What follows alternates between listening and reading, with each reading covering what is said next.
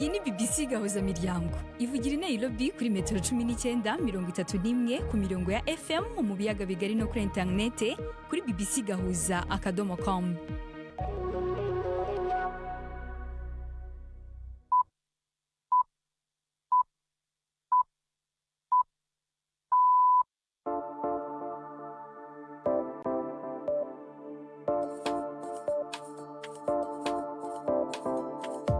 Ni saa moya n'igice z'ijoro i Nairobi, ni saa 12 n'igice z'umugoroba mu Burundi no mu Rwanda. Muri kumwe na Latifa Mutesi. Mwiriwe neza abakunzi ba BBC gahuza miryango, mbaye ikaze mu makuru yo kuri wa gatatu tariki ya 11 ukwezi kwa kabiri uyu mwaka wa 2026. Ingingo z'ingenzi amakuru yacagiye kwibanda kuri uyu mugoroba. Umuryango w'umusore wo mu Burundi herutse gufatirwa ku rugamba muri Ukraine uri gusaba leta y'u Burundi kugira ngo asubizwe mu gihugu cye. Abanyambari bo vuga nyambari kujyo muzana cyangwa bakafasha muzana bo mudushikiriza yawe. Naho mu Rwanda urubanza rwa Jean Paul Mico Myiza rwasubitswe akomeje kwiregura ku byaha bya genocide ashinjwa. Mu yandi makuru, mu mikino umutoza wa Liverpool aravuga ko ikipe ye iri ku rwego ruciriritse, naho Al Hilal Omdurman yarayisuzuguye cyane APR FC muri shampiyona y'u Rwanda. Ayo n'ayandi menshi nabateguriye ntabacike. Gendi Yves Bucyana. Aya makuru ahagarariwe na Gerdacio Hondemondo. Mbere gutangira amakuru twabateguriye ku buryo burambuye, Chansar naya yagizwe hirya no hino. Abarokotse ihohoterwa rishingiye ku gitsina ryakozwe n'uwahoze ari umugwizatunga Jeffrey Epstein yapfiriye mu ibohero, basabye ko habaho gukorera mu muco no kubazwa inshingano ku bushikiranganje bw'ubutungane bwa Leta Zunze Ubumwe za Amerika. Baneguye ko amazina y'abagirizwa mabi yakuwe ku nyandiko ziheruka gusohokwa, maze mu gihe amazina yabo bahohotewe yashizwe ahabona. Ikiganiro n'abamenyesha makuru cabo bakorewe amabi cabaye imbere y'uko umushikiranganje w'ubutungane Pam Bondi yitaba inama nshinga amateka, aho ariko arabazwa ibijanye n'ingene yakurikiranye dossier za Epstein. President Trump yakiriye umushikiranganje wa mbere wa Israel Benjamin Netanyahu kugira baganire kuri Iran. Netanyahu aritezwe gusaba Leta Zunze Ubumwe za Amerika gushimika ku biganiro bijanye n'inguvu za nucleaire za Iran. Ibiganiro byarasubiye gutangura mu ndwi iheze muri Oman, mu gihe muri ako karere hariko habera ukongereza gukomeye kw'igisirikare ca Amerika. Ni inkuru y'umumenyesha makuru Yolande Kner mumva mu ijwi rya Gisele Begwa. Nkuko yabigenje kenshi mu rugendo rwe rwa politike, Benjamin Netanyahu araza gusaba Leta Zunze Ubumwe za Amerika gufata ingamba zikomeye kurushaho kuri Iran. Umwaka ushize Amerika yifatanyije na Israel mu kugaba ibitero byamaze iminsi 12 ku bigo bya Iran bya nucleaire n'ibya gisirikare. Ariko ubu mu gihe Amerika isubiye mu biganiro bya diplomasi, Israel ivuga ko Iran idakwiye guhagarika gusa ibikorwa byo gutunganya uranium, ahubwo igomba nanone kugabanya gahunda yayo ya misile ziraswa kure bita ballistic, no guhagarika inkunga iha imitwe yitwaje intwaro hirya no hino mu bihugu by'Abarabu, cyane cyane Hezbollah muri Liban na Hamas muri Gaza. Iran yakomeje kwanga kenshi byisabwa, ivuga ko yiteguye kugabanya gahunda yayo ya nucleaire mu gihe yakurirwaho ibihano by'ubukungu.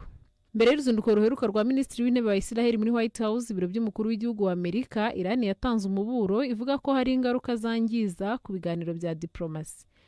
Ku ruhande rwa President Trump yashatse kongera igitutu cya gisirikare kuri Iran, abwira abanyamakuru ko ari gutekereza kongera imbaraga z'ingabo ze zo mu mazi mu karere. Yohereza ubundi bwato butwara indege z'intambara za Amerika. Umushikiranganje wa mbere wa Canada yavuze ko ababaje cyane n'ivyabaye inyuma yaho abantu 9 barasiwe bagapfa mu ntara ya British Columbia kuri uyu wa kabiri. Mark Carney yahagaritse imigambi we yo kwitaba inama y'umutekano Buraya, aho yavuze ko ivyo vyabaye ari igikorwa cy'ubugizi bwa nabi. Abantu 7 mu bishwe barasiwe ku ishuri riri mu gisagara gitoye ca Tumbler Ridge, mu gihe ibindi biziga 2 vyatowe mu nzira hafi yaho. Abategetsi bavuga ko abantu bashika 25 bakomeretse, kandi ukweka ko yarashe basanze yirashe yapfuye. Abanyeshuri bari muri iyo nyubakwa bavuze ko bagize ubwoba n'uruhagarara igihe ibitero byari ko biraba. Our principal goes throughout the halls and she's saying people close your doors, lock down, stuff like that. I thought it was a secure. Umuyobozi w'ishuri ryacu yazungurutse hose atubwira twinjire, ngo twugare imiryango kandi twugare neza n'ibindi nk'ivyo. Mu ntango nibaza ko ari nkaho batubwiye kuguma mu mashure tukarindira canke ikindi kimeze nk'ico. Ariko ibintu bimaze kumenyekana ivyo ari byo, niho twamenye ko ibintu vyakomeye koko. nico gituma twese twaciye twugara imiryango duca tuyizibiza imeza z'ivyuma duca tuguma mu mashure hafi amasaha 2. Ico gihe cose nari kuri telefone mvugana na mama wanje. Umukuru w'igisagara ca Johannesburg yatangaje ingingo z'agateganyo mu guhangana n'ikibazo c'amazi aguma cigagurika muri ico gisagara kinini co muri Afrika y'Epfo. Ibice bimwe vy'uwo mugwa mukuru bimaze iminsi itari mike bidafise amazi, ivyatumye abanyagihugu biyamiriza ico kibazo. Muri izo ngingo nshasha harimo kuronderaho amazi yoba yaratobotse, gushira imitahe mu bigega no gutunganya amapomo mashasha. Uturere tutari duke twa Afrika y'Epfo turiko turahura n'ibibazo vy'amazi biterwa nuko ibikoresho vyashaje hamwe n'ubugaragwa. Biritezwe ko iki kibazo kizoba kimwe mu bizofatwa nk'ingenzi cyane mu matora y'uturere ategekanijwe kuzoba mu mpera z'uyu mwaka. Latifa, urakoze cyane. Dutangiye amakuru twabateguriye ku buryo burambuye. Umuryango wa Jean Bosco Akimana, umusore w'umurundi urutse gufatirwa ku rugamba n'ingabo za Ukraine ari kurwana ku ruhande rw'Uburusiya, uri gusaba leta y'u Burundi ubufasha kugira ngo umusore arekurwe kandi asubizwe mu gihugu cye. Bibaye nyuma y'aho ikinyamakuru United 24 Media gitanga amakuru abagamiye kuri Ukraine gisize ahagaragara ubuhamya bw'uwo musore ubu usigaye ari imfungwa y'intambara. Uyu musore yari yavuze ko yagiye mu Burusiya zikagiye kwiga, ariko nyuma y'amahugurwa yo kurasa no gutera grenade akoherezwa ku rugamba i Donetsk muri Ukraine. Raporo z'ubushakashatsi zigaragaza ko urubyiruko rutari ruke rwo muri Afrika harimo n'urw'u Burundi rujyanwa kurwanira mu Burusiya, bamwe muri bo bakaba baramaze no kugwa ku rugamba. Mu kanya gashize navuganye n'umwe mu bagize umuryango we, ntangira mubaza ko ibintu byifashe. nta birebire twabivuga ko cyane kuko inyuma yo kugenda nta makuru twaronse, ariko imbere y'uko agenda yaradusezeye aratubwira yuko avuye mu gihugu cy'Uburusiya, hanyuma amaze kugenda yaradusezeye ko yuriye indege. Yagiye mu kwezi kwa 11 itariki ndazibona neza kuko twaravuganye ku telefone akigenda, hanyuma amaze kugenda yatubwiye kugenda yuriye indege. Turamubaza none ujyanye n'abandi, atubwira kujyanye n'abarundi n'abagande tugiye kwiga, hanyuma tugaruka twasinye kontra y'umwaka umwe. Hanyuma rero amaze kugenda ashitse yatubwiye ati ndashiteye, ariko inyuma yaho amaze kugenda twavuganye bukeye nka 2 jours ashitseyo, mutugira gatatu ntitwigeze dusubira kumutora. Twagumye tumutegereje tumurondera turabura, hanyuma tumaze kumubura twarihaye amahoro nyene turatekana. Akibavugisha akimara kubabwira ko yagezeyo yababwiye ko ese yarari kuba he, yarabanye nabande nabo bana bajyanye cyangwa bari bahawe? Abo bajyanye, abo bagande bajyanye nabo barundi bashikanyeyo, babahagaranye ko bari kumwe bararanye. Oya ntiyigeze atubwira umujyi batumbereyemo, yakubwiye ko ari mu Burusiya. Niho rero byo twabona amakuru amuvuga ko tutari tutayazi, niho twaza tubona umuntu turungikiye ko babirangije kuri BBC. Uretse ibya BBC nta yandi makuru yiwe dufite. Hanyuma kugeza ubu n'umuryango wa Jean Bosco Akimana muri gusaba iki leta? Aba leta yuko bamudushyikiriza kuko yahenze kuva mu byo kazi, nawe ubwiwe yagiye mu byo kazi. Twasaba nyambari ico bovuga, nyambari tukijyo muzana canke bakadufasha bamuzane bamudushyikiriza yose. Uwo yari umuvandimwe umwe mu muryango uwo musore w'umurundi wafatiwe ku rugamba. Mutwihanganire ku kibazo cyayo majwi atarayunguruye neza. Dukomeje n'aya makuru reka tuyakomereze mu Rwanda, aho urukiko rukuru rw'urugereko rukurikirana imanza z'ibyaha byambukiranya imipaka rwakomeje kumva urubanza rwa Micomyiza Jean Paul. Uyu yoherejwe n'igihugu cya Sweden mu Rwanda ngakurikiranwe ku byaha bya jenoside. Ubushinjacyaha bumushinja ibyaha birimo gukora jenoside no gusambanya abagore ku gahato, ibyaha yakoreye mu cyahoze ari umujyi wa Butare, ubu ngubu witwa umujyi wa Huye. Ibyo byaha Micomyiza byireguraho abihakana. Mugenzi wacu Yves Bucyana yakurikiranye uru rubanza, dutegurira inkuru ikurikira. Mu rubanza kuri wa gatatu mu kwiregura, Micomyiza n'umwunganira Maître Salomon Karuranga bagaragarije urukiko ko Micomyiza yarezwe kwica abantu 19 mu bice bitandukanye mu mujyi wa Butare. Maître Salomon avuga ko haba mu bugenzacyaha, mu bushinjacyaha ndetse no mu rukiko nta mutangabuhamya n'umwe wigeze atanga ibimenyetso ko Mico Myiza ari we wishe abo bantu. Avuga ko ibimenyetso batanze bitagaragaza amazina n'uburyo bari abantu bapfuyemo ndetse n'uruhare rwa Mico Myiza mu rupfu rwabo. Avuga kandi ko abatangabuhamya bagaragaje kwivuguruza no kudahuza ubuhamya bwabo. Yagize ati mu bushinjacyaha hari umutangabuhamya wavuze ko Mico Myiza bari kumwe kuri bariyeri, ariko ageze mu rukiko avuga ko atigeze amubona kuri bariyeri. Bimwe mu byaha Mico Myiza yashinjwe no gukora jenoside, ubufatanyacyaha muri jenoside no gusambanya abagore n'abakobwa ku gahato. Mico Myiza na Maître Salomo bavuze ko hari ibimenyetso nabo bashingiraho mu gusenya ubuhamya bwamushinje. Maître Salomo yibanze cyane kuri raporo na za nkete zakozwe n'imiryango itandukanye ku nama zo gutegura jenoside, uburyo yashyizwe mu bikorwa ndetse n'ababigizemo uruhare mu bice bitandukanye bya Butare. Nka raporo yakozwe na Minisiteri y'Ubumwe bw'Abanyarwanda, Maître Salomo yavuze ko ku rutonde rw'abateguye bakanashyira mu bikorwa jenoside muri Butare hatarimo izina rya Mico Myiza, ahubwo hagaragaramo amazina y'abamushinja. Mico Myiza Jean Paul w'imyaka 54 mu gihe cya jenoside yigaga muri Kaminuza y'u Rwanda ngo ari icyamamare kuko yakinaga imikino ya volleyball na basketball.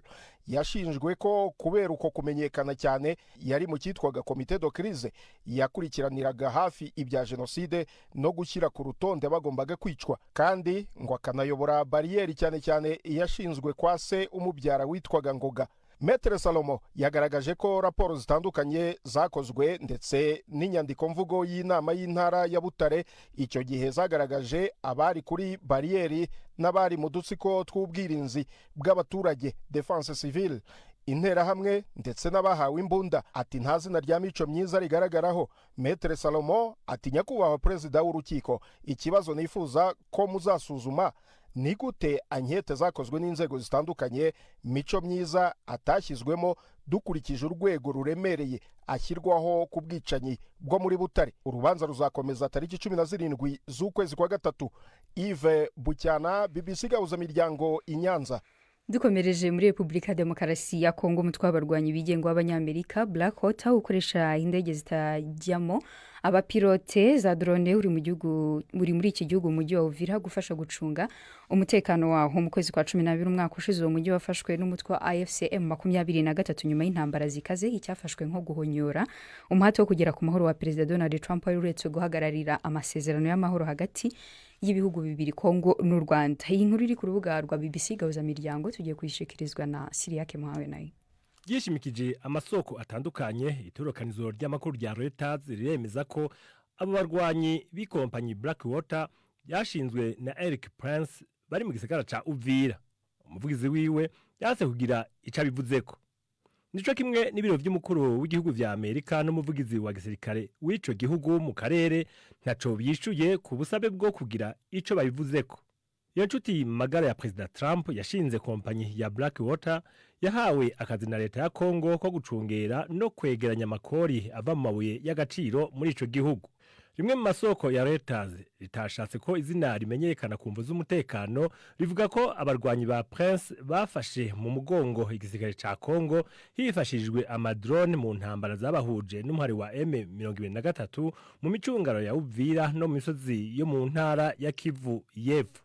Umwe mu bategetsi bo hejuru yabwiye Reuters ko irungikwa ry'izo ngabo zikorera ku giti cazo bifise intumbero yo kubuza ko abarwanyi ba AFC M23 basubira kwigarurira ico gisagara. Isoko kandi rivuga ko abarwanyi ba Prince bashobora kuzobandanya kurungikwa ku rwasiro rw'intambara mu gihe igihugu ca Kongo kizoba kibisavye. Ubushikiranganji bwa leta z'ubumwe za Amerika bujejwe imigenderanire buvuga ko ata amasezerano namwe bwigeze bugiriranira na Prince. Inkuru ya Eric Prince yavuze cyane mu minsi heze, mbere hanakwiragira n'amakuru yavuga ko umuhari wa M23 woba waramufashe, ariko gushika ubu nta ruhande urwo ari rwo rwose ruremeza ayo makuru. Mu ntango z'umwaka uheze harabaye ingwano zikarishe muri intambara yasuye kwaduka mu mpera z'ibihumbi 2021 zatumye abagwanyi ba M23 bigarurira uturere tutari duke tw'intara za Kivu ya ruguru n'Yepfo, harimo n'imigwa mikuru yazo Goma na Bukavu. Siriake Muhawe nayo, BBC Gahuzamiryango, Nairobi. dukomereje muri Cuba muri iki gihugu amashuri yarafunze imodoka zitwara ibicuruzwa n'izitwara abantu ntizigenda indege ntizijyayo amashanyarazi arimo gucikagurika byose kubera ikibazo cy'ibitoro muri aya makuru turagusobanurira ko ibihano bya Amerika n'ibitoro bya Venezuela birimo gutuma ubuzima bukomera cyane kuri miliyoni nyinshi z'abaturage ba Cuba muri studio za BBC Gahuza Miryango turi kumwe na Samba Cyuzuzo muri Cuba tubwira uko ibintu byifashe ese ni iki kiri kubitera muri Cuba ikintu cya mbere abantu bakwiye kumenya nuko cyangwa basanzwe bazi ni ikirwa kiri hafi ya Amerika ariko gifitanye umubano mubi na Leta Zunze Ubumwe za Amerika. Cuba rero umaze igihe kirekire Cuba ikaba kugira ngo ibeho ubusanzwe itungwa n'ibitoro cyangwa se peteroli ituruka igice kinini cyayo gituruka muri Venezuela kuko 65% by'ibitoro bijya muri Cuba byavaga muri Venezuela mu gihe 25% byavaga muri Mexique hanyuma ibigera ku 10% bikava mu Burusiya. Ubu rero ibitoro bya Venezuela biragenzurwa na Amerika. Amato manini cyane yajyanaga ibitoro muri Cuba Amerika yarayahagaritse hanyuma nyuma yo kuyahagarika urumva Venezuela nako Cuba yazanaga ibitoro bigera kuri utugunguru miliyoni 1,200,000 ku kwezi cyangwa se miliyoni zigera kuri 13 z'utugunguru tw'ibitoro ku mwaka bikaba ari byo bitunga icyo gihugu kuba rero ubu ngubu guhera mu kwezi kwa mbere kuno mwaka nta gitoro cyinjira muri Cuba kivuye hariho hose nicyo gituma ubu ngubu muri Cuba hari ibyo bibazo batangiye uvuga ni ukubera iki ibihugu by'inshuti ya Cuba bitari kuyifasha no kubera iki ibihugu by'inshuti ya Cuba biririnda kuyifasha kubera yuko Trump yateye ubwoba ibyo bihugu yabibwiye yuko nibyibeshya bigafasha Cuba azabifatira ibihano azabishyiriraho imisoro ishobora kuzamuka bityo ibyo bihugu ntibibashe gukora ubucuruzi na Amerika kandi Amerika ni isoko rinini buri gihugu kiba gishaka kuba cyacuruzanya naryo urugero nka Mexique aho kugira ngo yohereze ibicuruzwa ku isoko rya Amerika itakaza iryo soko rya Amerika ubu yahisemo kohereza Cuba inkunga y'ibiribwa aho kohereza ibitoro kugira ngo ici inyuma ibyo bihano bya Amerika. Urakoze cyane Samba. Mugenzi wacu harakoze cyane kudusobanurira ko ibihano bya Amerika n'ibitoro bya Venezuela birimo gutuma ubuzima bukomera cyane mu baturage bo muri iki gihugu. Reka dukomereze mu makuru y'imikino twateguriwe na Yves Bucyana. Imikino kuri BBC Gahuza Miryango. Mwereho neza abakunzi b'imikino kuri BBC mpere mu Rwanda ikipe ya Al Hilal Omdurman yaraye ihondaguye APRFC ibitego 2-0 ku kibuga cya Pele Inyamirambo. Al Hilal yaciye impaka igaragaza ko ariyo kipe ikomeye muri shampiyona itsinda ikipe ifite ubushobozi bukubye inshuro magana ubushobozi bw'andi makipe mu Rwanda yahise ifata umwanya wa mbere n'amanota 38 irusha APRFC inota rimwe kandi Al Hilal iracyafite imikino 3 y'ibirarane. Tujye mu Bwongereza ikipe ya Tottenham imaze kwirukana umutoza Thomas Frank nyuma yo gutsindwa na Newcastle United ibitego 2-1 ni nyuma y'amezi 8 gusa yinjiye muri iyi kipe ya Tottenham asimbuye Ange Postecoglou. Gutsindwa na Newcastle kwatumye Tottenham ijya ku mwanya wa 16 n'amanota 5 hejuru y'ikipe ya 17 mu mikino ya vuba izakurikizaho harimo Arsenal, Fulham, Crystal Palace, Liverpool, Nottingham Forest na Sunderland. Ntihamenyekana uri umusimbuye kuri uwo mwanya by'igihe gito. Hatangiye kunugwanurwa Harry Redknapp ndetse na Pochettino nawe nk'umutoza w'igihe kirekire. Nkiri mu Bwongereza umutoza wa Liverpool Arne Slot avuga ko shampiyona y'uyu mwaka yabaye ingorabahizi kandi ko ikipe ye iri ku rwego rwo hasi. Ni mu gihe Liverpool muri iri joro ijya kwa Sunderland ikipe itaratsindwa ku kibuga cyayo kuva umwaka w'imikino watangira. Ku cyumweru gutsindwa na Manchester City byatumye iyi kipe ya Liverpool ifite igikombe cya shampiyona yisanga ku mwanya wa 6 ku rutonde rw'agateganyo ubinganya amanota na Brentford. Mu kwezi kwa 6 2024 Arne Slot yasimbuye Jurgen Klopp nk'umutoza wa Liverpool ahita atwara igikombe cya shampiyona ari nacyo gikombe cya 20 cya Liverpool ku mwaka we wa mbere. ariko ikipe ye imerewe nabi nubwo yakoresheje akayabo ka hafi miliyoni 450 z'amapawundi mu kugura abakinnyi bashya, harimo n'uwaciye agahigo ku isoko ry'abakinnyi mu Bwongereza rutahizamu Alexander Isak waguzwe miliyoni 125 z'amapawundi avuye mu ikipe ya Newcastle United. Mu yindi mikino iri bukinwe muri iri joro harimo Manchester City icakirana na Fulham. City ifite amateka meza yo gutsinda Fulham mu bihe byashize. Ikipe ya Manchester City yatsinze imikino 19 iheruka gukina na Fulham mu marushanwa yose. Niyo mikino myinshi ikipe yatsinze indi mu mateka y'umupira w'amaguru mu Bwongereza, yose ku giteranyo cy'ibitego 25-4. Ikipe ya Manchester City nta mukino n'umwe yatsinzwe mu mikino 55 yo hagati mu cyumweru, no kuvuga iyi mikino ikinwa kwa kabiri, kwa gatatu no kwa kane kuva yatsindwa na Tottenham igitego 1-0 mu kwezi kwa gatanu 2010. Undi mukino nawo uri bukurikiranirwe hafi ni hagati ya Aston Villa. Iri joro iraba iri mu rugo ku kibuga cyayo cya Villa Park ihanganye n'ikipe ya Brighton. Aston Villa yatsinze imikino 7 mu mikino 9 iheruka gukina na Brighton, kandi irashaka kwitsinda kabiri yikurikiranyije muri shampiyona imwe mu rugo no hanze. Brighton yatsinze umukino umwe gusa mu mikino 6 ya Premier League yakinnye na Aston Villa.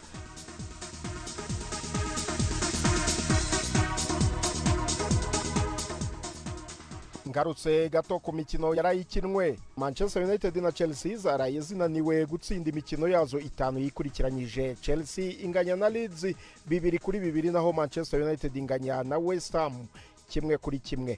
Ahandi nuko umutoza wa Marseille yo mu France De Zerbi yatandukanye n'iyo kipe ku bwumvikane ni nyuma yo gukubitwa na mukeba wabo w'ibihe byose Paris Saint-Germain ibitego 5 ku mwuka, ndetse no gukurwa muri Champions League itsinzwe na Club Brugge yo mu Bubiligi 3-0. Aha niho nsoreje ay'imikino nari nabateguriye. Jendi Yves Bucyana.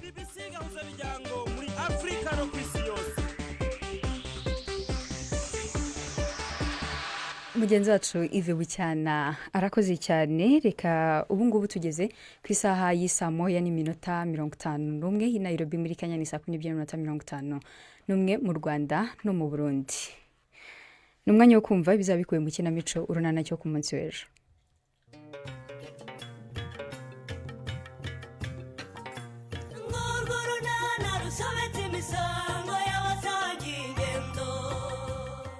Mu kiganiro urunana cyo kuri wa kane twabateguriye ariko nyine mana we, igihe yahereye yiraza Nyanza reya, icyo gitego washoboye kugitsinda ute koko? Igitego nagitsinze ejo mu gitondo. Kagira inkuru rero.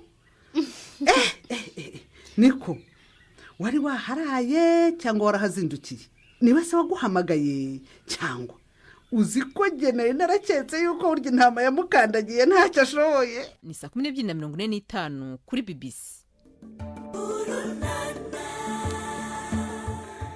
Mwabyumviye rero ntimuzacikwe n'ikinamico urunana cyo ku munsi w'ejo. Giselle, turakwakiriye muri BBC, muri studio za BBC.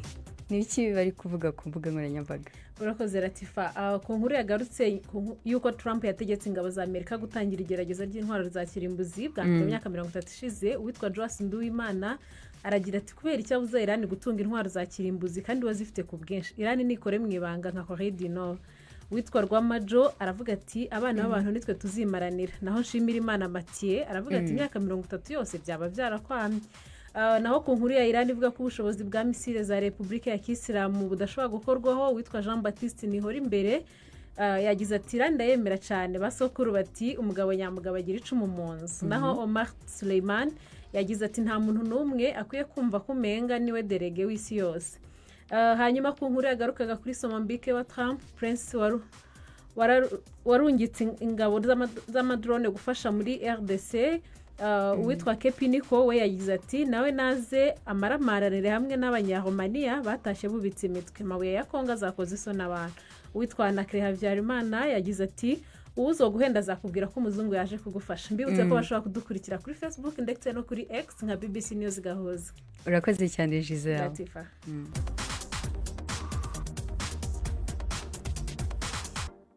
Uyu ni umwanya wo kumva ikiganiro cy'abagore twateguriwe na Yvette Kabatesi.